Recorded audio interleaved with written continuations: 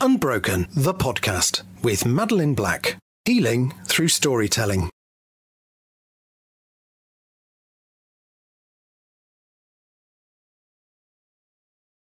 Hello and welcome to Unbroken, the podcast with me, Madeline Black, where I am interviewing the most amazing people that I have met along my journey that have all overcome adversity, and they haven't just bounced back, they have bounced forward. And today my guest is Deborah Pizzuto. So Deborah was born in Italy, and after many years in Milan, they moved to New York, her and her partner Alessandro, and they decided to start a family. She was already in her early 40s, but they had the dream to have a large family. They successfully adopted a beautiful baby girl called Keisha and continued in their quest to conceive 2 more children. It wasn't easy. Following an IVF process, 2 beautiful twin boys arrived, Zach and Dylan, right before they moved to Mexico City.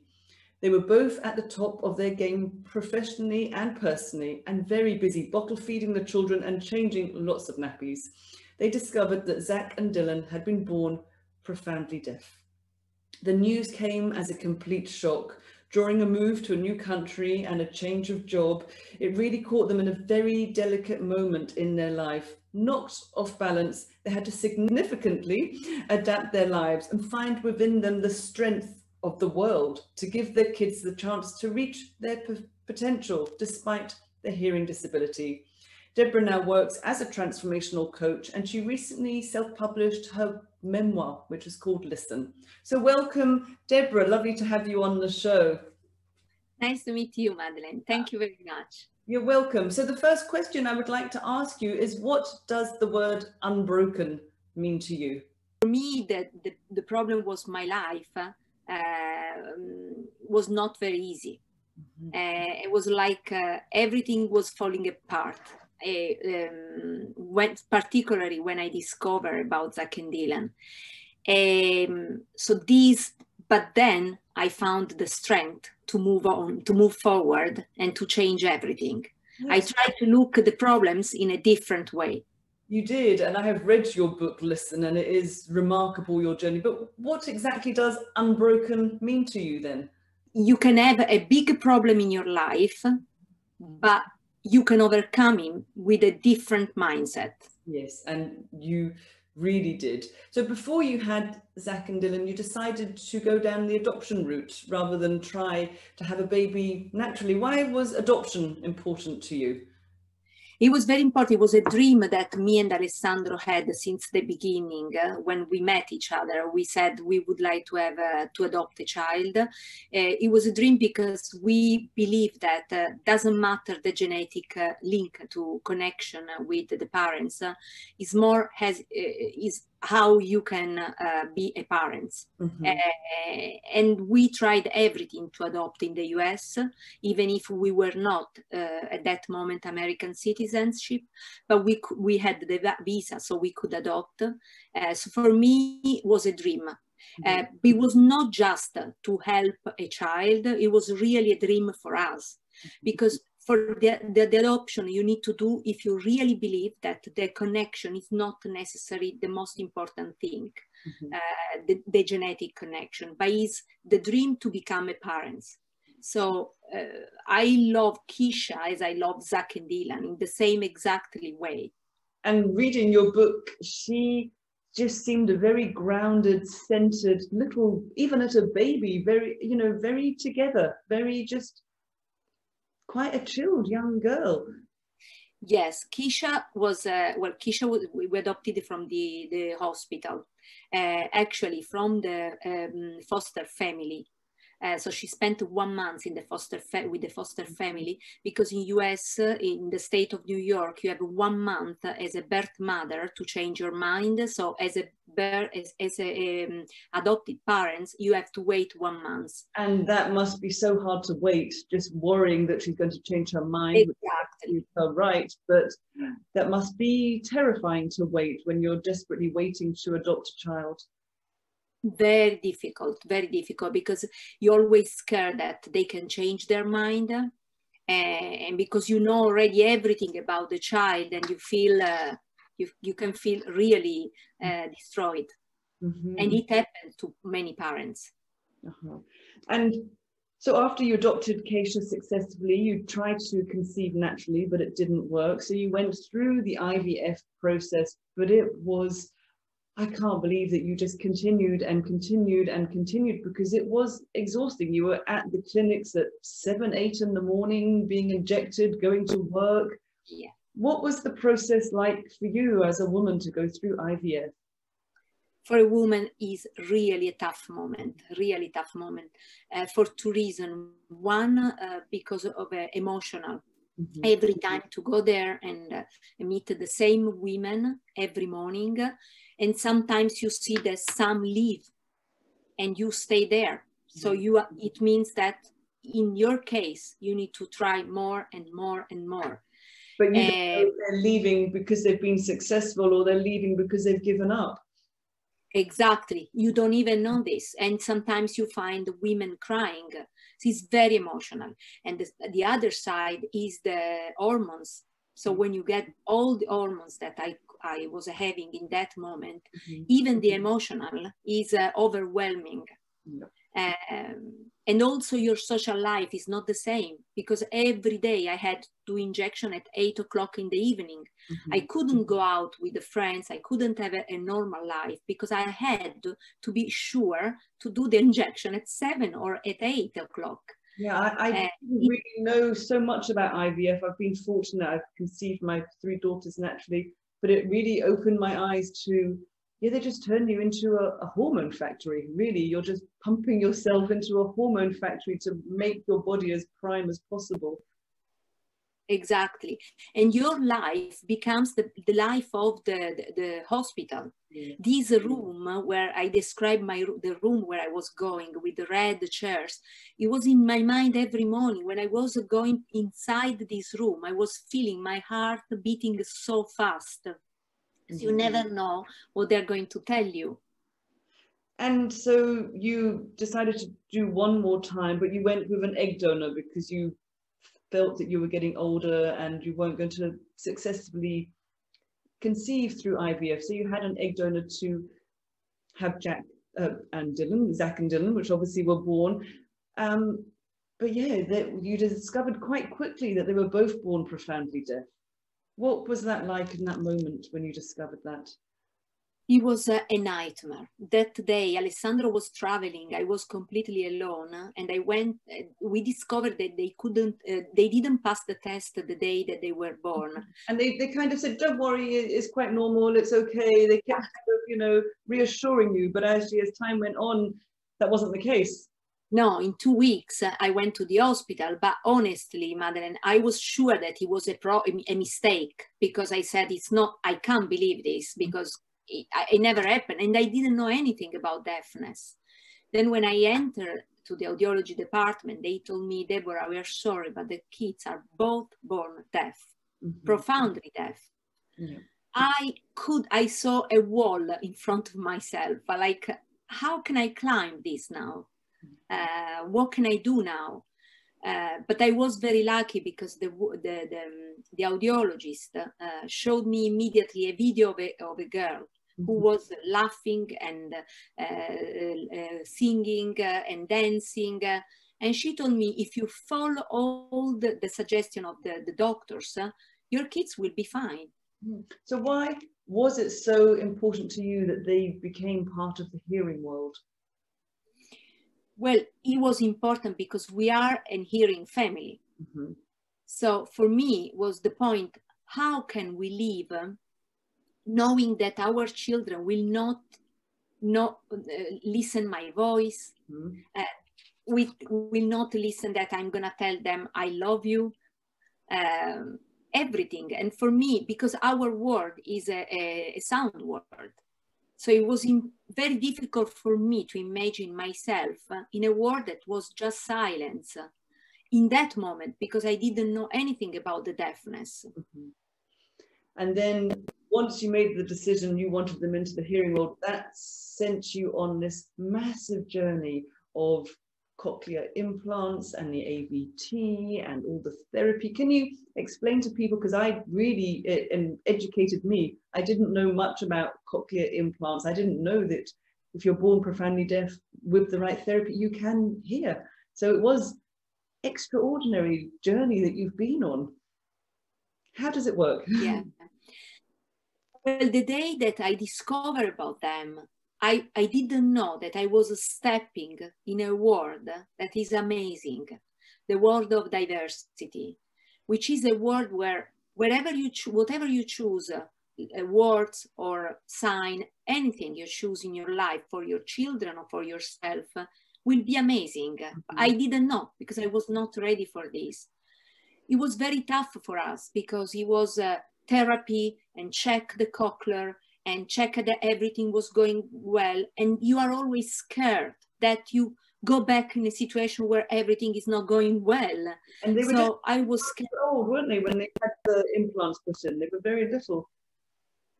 They were 6 months of age, so they were very, very little. And we started doing therapy when they were 2 weeks of age, while all the other children were at the park with the parents, and we were going every day to do therapy on a carpet at 2 o'clock. I just remember about this with the hearing aids. I was absolutely keen. I wanted them to give me a sign that they were listening. You were more than keen. You really became obsessed. Yes. Yeah. I was obsessed. Imagine. Yes, absolutely, madam. I wanted to see with my eyes that they were listening, even just a sound. For me, a sound was like a flower for my day, because I was in a washing machine in that moment. So even just the sound for me was everything from my child. And when they were doing the therapy, I could see with my eyes that they were listening something. Even though the doctors were telling me with the hearing aids, they cannot hear properly. But I could see that they were like winkling with the eyes when someone was saying a noise, like a high pitch. Responding.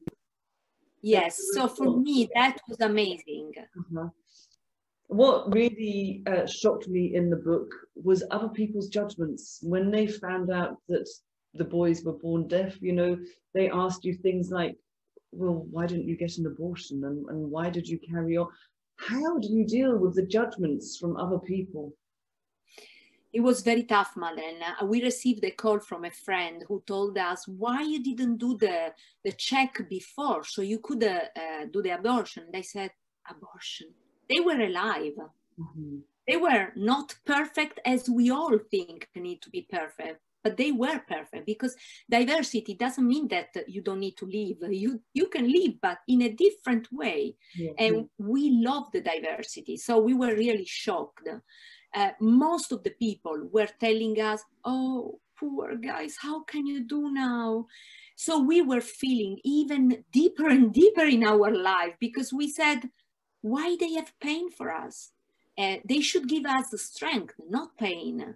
In fact, now when I talk with the parent that they have a child with any kind of diversity, I always give them strength, not pain. I'm not feeling pain for them. I'm feeling they will be stronger. Yes. And I knew that it would have been like this. And where did you find the strength to keep going? Because not long after they were born, you all left New York and you went to Mexico City, which I've been to Mexico City. It's a crazy place to be. And then you were flying backwards and forwards with 2 babies. I know to fly with 1 baby is tricky. Going backwards and forwards to appointments, doing all their therapy at home constantly. I mean, I just thought you were going to collapse at some point. You felt your exhaustion reading your book. How did you find the strength? I don't know, Madeleine. Here is difficult to give you an answer. There is no perfect answer. I had the strength because they were our children and we needed to do everything for them, to do everything. And I was flying every 2 weeks. And imagine, I knew already very well all the pilots of the American Airlines, and they were telling me, please come to the business. And they were putting me in the business class every time I was flying. You were always very well supported by all the people that you met on your journey. It was beautiful to read. In fact, it was nice because I was lucky in other ways. I had the support of many people around the world. and these give you a lot of energy. Mm-hmm. I mean, you know that you are not alone in the world. Sometimes I was in a waiting area of the airport and I was feeling lost. Like I could see parents happy going on vacation and everything, and I was there, really tired, but I had to do that. Mm-hmm. Yeah, it was exhausting reading it, and I thought, how did this woman not have a mental breakdown or collapse from just the physical exhaustion of all of the traveling? So I'd never really heard of AVT before. Could you explain to people really what it involves, because it was so intense? Yeah. So we decided then to move to the UK because we wanted to attend this therapy, which is in a lot of places. What does the AVT stand for, just for people? Auditorial verbal therapy. So auditorial verbal therapy is a specific therapy for children with hearing loss, mm-hmm. particularly if they're born deaf, so profound, severe to profound. So they couldn't hear anything, with the cochlear implant or hearing aids. Now, this therapy encouraged the kids to learn how to think and talk just through listening, mm-hmm. and not with any other like images or sign. It was just encourage them to have first to think through listening, mm-hmm. and then to talk. And it's a very unique kind of way of listening. It's not just having a conversation. It was explaining every simple thing. You know, like, here is my water bottle. This is filled with water. I'm going to drink this. I am drinking this now. I'm going to put this down. This is what I'm doing. Every single step was explained. It must have been, yeah, very exhausting. It's not like learning a different language. It's just a whole different way of speaking. Exactly. So it was not just traveling to New York, doing the therapy, but the fact was, they told me, while a hearing child, when he's born, mm-hmm. he can hear naturally the noise of the airplane, everything, the leaves on the wind, everything. The child deaf, who was born deaf, couldn't hear this in a natural way. Mm-hmm. So when they got the cochlear, they had to learn what the noise of the airplane was, what the noise of the wind was, and connect to the wind. So that was exhausting. I was going with the twins to the supermarket in UK and talking to them all day. Those are beans, this is the water, now we can use the water to drink. And then everything, and the more you talk, the more you let them think, the more they will talk and think. So it's total overload with stimulation, really, isn't it? Yes. Yeah. It's something that parents would not do, because they can do naturally, but they let also sleep. I was obsessed. I had to talk all day because I didn't want them to sleep. But you were so exhausted with doing this therapy and going to all the different appointments, but you always knew in your heart this was the right thing to do. What kept you going? I wanted just to focus on what the doctors and the therapists were telling me. So specialized people, they were telling me, follow everything, don't lose time, and you will get there. Mm-hmm. I didn't want to listen all the people that they were telling me, are you sure what you're doing? Are you doing too much? So you met doubters along the way. Exactly, which is typical, because when you have a problem, people tend to suggest you. Mm-hmm. Not to listen, just suggest you what to do. I know another child who, don't worry, he didn't need then the cochlear because a miracle happened and they could hear. But you know, I want to wait for a miracle. I had no time, because with the deafness you don't have time, because the brain cannot lose every day when they're not listening. Mm-hmm. Brain is going back and back and back. Yes. And we were not signing, so I didn't know any signs. So for me, it was very important to push them to talk. And it is remarkable, because now your boys are 10 years old, is that right? Zach and Dylan? Yes, no, 9 years old. Oh, 9, I made them a year older. And I have been onto your Facebook page, your public page, And you see them now just speaking Italian fluently, speaking English fluently, dancing with their sisters, just chatting. Like, no, it's very moving to watch it. Yes, it's a very normal life like any other child.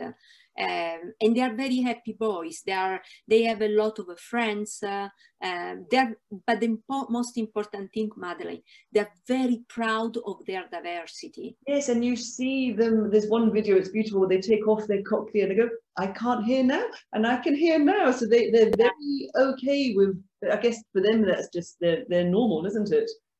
Yes, because they're proud of this, and they just want to know, to do self-advocacy, to tell you, for us, it's very important to have the cochlear. If you pull the cochlear, I can't hear. Yes. If you leave the cochlear on my head, I can hear. And this self-advocacy was huge, very, very, very good for the school. Yeah, because you see them in one video explaining in the class, they're only tiny little toddlers. I need this in, without it, it won't work and I can't hear. Yeah, so yeah.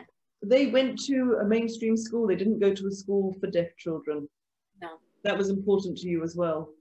It was very important because I wanted Zach and Dylan, we wanted Zach and Dylan to be integrated in a normal hearing world. And they felt absolutely fine. They have a lot of friends. They have friends in the street. Mm-hmm. Every day we have friends calling them, can we go together scooting? So really, since they did the self-advocacy and the school was extremely good with this, all the children saw Zach and Dylan with normal eyes, not seeing first the diversity, because it's more for the grown-up. The children, they don't see the diversity. Children just are so accepting. We're not born with hate. We're not born with racism. We all come out the same, and they just very accepting. I guess maybe we're a little bit curious. I don't know if they ever were curious, but your boys are so open. So they would explain exactly. But so the school, it was never an issue sending them to the school. No. Never. Yeah, never an issue. And I think because the school was really good to manage very well the diversity and inclusion. And she was lovely. She went there, and during the assembly, she talked and she said, I just want to present myself. My name is Holly, and I was born deaf, like two friends of yours in the school. And despite my diversity, I can hear very well. I can talk. I'm at the university. I attended all the schools. I'm fine. And this was a huge, huge breakthrough in the school. They could see that diversity is not something that we need to say, oh, poor child, or to bull the child, to bullying to the child. Diversity is just another fantastic way to see the life, because there are all of us, we are that. It's just another color of the rainbow. We all make up the rainbow. Or it's another instrument in the orchestra, and we're all instruments in the orchestra. To me, we're all needed. We all should be included. So it's a great message. And so your book was brilliant because it's about your journey, and I really recommend that people read it. But it was also about almost a little bit like a self-help book, because it really addressed when we're faced with these self-limiting beliefs, how it could hold us back. And so it was really, I guess you now work as a transformational coach, but it felt like you were guiding people that actually, if you think it, if you want to do it, then you can do it. It's about changing your mindset. Would you agree with that? Yeah, absolutely. You can feel broken when you discover about a problem, or you have in your life an adversity, because I had also before that an adversity with my father, who died in 1 second. But the fact is your mindset. If you change your mindset, you say, okay, I want to see the petal, not the petals that are not in the flower, but the petals that are in the flower. Then I say, okay, I don't have two, but I have most of the petals. It's fine. And so you change your way to see and say, okay, try to look forward and to look for the light. not to look for the light, for the dark in your life. And that sounds like really being grateful for what you have rather than looking for what you don't have. Exactly. Yeah. What you have is more important than you don't have. For example, Madeleine, Zach and Dylan had not the hearing. I couldn't change this. Yes, I could put the cochlear, but they remain deaf. Okay. If I had not accepted the deafness, that would have been a problem even for them, not just for my life, but even for them, because they would have been ashamed. Why? We don't need to be ashamed. They are so proud to have the cochlear. Even if they were born with a disability, they can talk, they can have a normal life. But even if they hadn't, they couldn't have talked, but if they could have signed, it would have been the same. It's just our choice. But any kind of choice you do for your children, they need to be proud of this. But first, you need to be proud. And that really came across, you know, in your book, the love for all of your children, but also the nurturing power that you have, just wanting them to be the best and do the best and reassure them all the time that they are loved. You are just a beautiful mama. It was just lovely to read. I think all the moms want this for the children, but the difference is that when you are a mom of a child with a diversity, it seems that you become a superwoman. But you are really a normal woman, because every mom would do this. And I did also for Keisha. For Keisha was huge, the thing that we did since the beginning, to encourage her. Yeah, how was Alessandro in all of this journey? Because you were the one that was really driving it and going to all the appointments and doing all the therapy. And it seemed nearer to the end, it did have an effect on him. Oh, a lot of effect. Alessandro had a burnout. And he had the burnout, which is, again, something that it's a problem, like many people don't talk about burnout. But when we are very stressed, he had the burnout because everything was adding to the other problems, a problem. Yeah. He was, yes, building up, and he was traveling a lot for work, and we couldn't afford to lose his job as well, because I was working from home, but had also to stop for a period to help Zach and Dylan. And we couldn't afford to lose 2 jobs, not in US, not even in the UK. So he had the burnout because you could see a lot of work, a lot of stress in the evening. He was stopping working and talking with the children and trying to see if they were improving, and the stress to go to the therapy, everything was a stress. So when I was going to the therapy, they were giving me a CD, and he had to listen the CD to see how to do the exercise with the children in the evening. Imagine after all day of working. Awesome. So he had a huge burnout, and he decided to help himself with the sport, with the bicycle. So he started cycling in UK every day, 70 kilometers, 50 kilometers, and this helped his mind. I think for men, it's good to do something physical. You know, it's harder for them maybe to speak from the heart, but to do something physical is an easier approach. It's a way of, you know, just working it out of their body physically. Yeah. Yes, absolutely. There was something that you wrote at the end of your book, which I just really loved, and I'm going to read it because it really spoke to me. There are truths given to us by our hearts and by our souls throughout our lives. All of us are given the opportunity to learn from those truths, but we have to do one thing: listen. Open your ears, take in all the world has to offer, listen. And listen is the title of your book, and it is what we do with our ears, isn't it? What do we really pay attention to? Where do we listen? It was that sentence just felt very profound to me. We need to listen ourselves. We need to listen people, but people need to listen. And this was very important because it's the change of your life and of your mindset. Yeah. And it seemed to me it is about where we put our energy, where we focus our attention, and yes. How do we listen? Where do we listen? It really made me question, what is listening? Yeah, it was interesting. So really, before we end, I'd just like to ask you a few tips that you would give people, tips that helped you to stay unbroken. What would you advice you would give to anyone right now listening? What we didn't really stress was how stressed you were, how little self-care, how you dressed in black, how you believed your boys were cursed, but you were like this lioness. You just went on and went on. So for anyone listening, what tips would you give that really helped you to stay unbroken? So first, when you have a problem, follow one direction. In my case, I was driven. I wanted to follow just the direction of the doctors were showing us. I was not listening to the other people because, as I said, every people wants negativity. Exactly. But the fact is that it's not just negativity, because even the doctor can tell you there is a problem. But I knew that my children would have reached the sky because the doctor told me they can.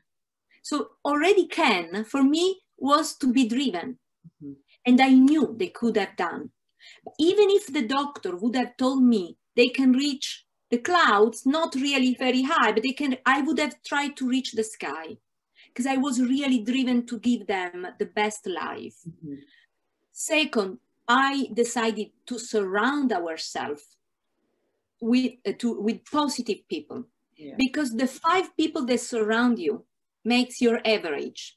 If you surround yourself by negative people, when you go to sleep in the evening, you feel destroyed because you have already problems. Then you talk about negative things. So positive people, I had the friends in New York or in UK, they were calling me to talk about, do you want to have a coffee with me? Do you want to do shopping? So I needed to do something different, to talk in different way also. And then I read a lot of books. And I followed a lot of doctors. I followed a lot of forums about hearing loss in my case. You did your research. Exactly. Yeah. To be absolutely with my knowledge. I had to have my knowledge about the hearing loss and the hearing world. So I could believe in what I was doing. Because if you don't know what you are doing, you have something on your eyes. I didn't want to have something on my eyes. I wanted to see the way that the doctor was showing me. So the positive attitude helped me to have this strength. Mm-hmm. And one of the other things that really resonated with me in your book, you said, it's not about thinking out of the box. It's realizing that there isn't a box. Exactly. Yeah. There isn't a box. Even now, Madeleine, when people tell me, oh, okay, so then in the secondary school, you need to talk with the special needs children. And I say, no, my children, they don't need to be fitted in the box. Mm. My children are children. Yes. I need to see the school. I need to talk to the teachers. I need to talk to the headmaster. We don't need to fit anyone in a box. Kisha cannot be fit in the box of adoption. Kisha is a girl, is a normal girl. I'm not Italian, I'm a person. Everyone has not to be fit in a box, which is very important. And I think that is a beautiful place to end with your message of inclusion and diversity. So thank you, Deborah, for coming along to my show today. And I really recommend that people read your book, Listen. It was just a beautiful read. And thank you so much. Thank you so much, Madeleine. You're welcome. Unbroken, the podcast, with Madeleine Black, playing now on all the main platforms, including Apple Podcasts, Spotify, Stitcher for Android, Google Podcasts, Amazon Music, iHeartRadio, and here. Play Unbroken, the podcast, with Madeleine Black.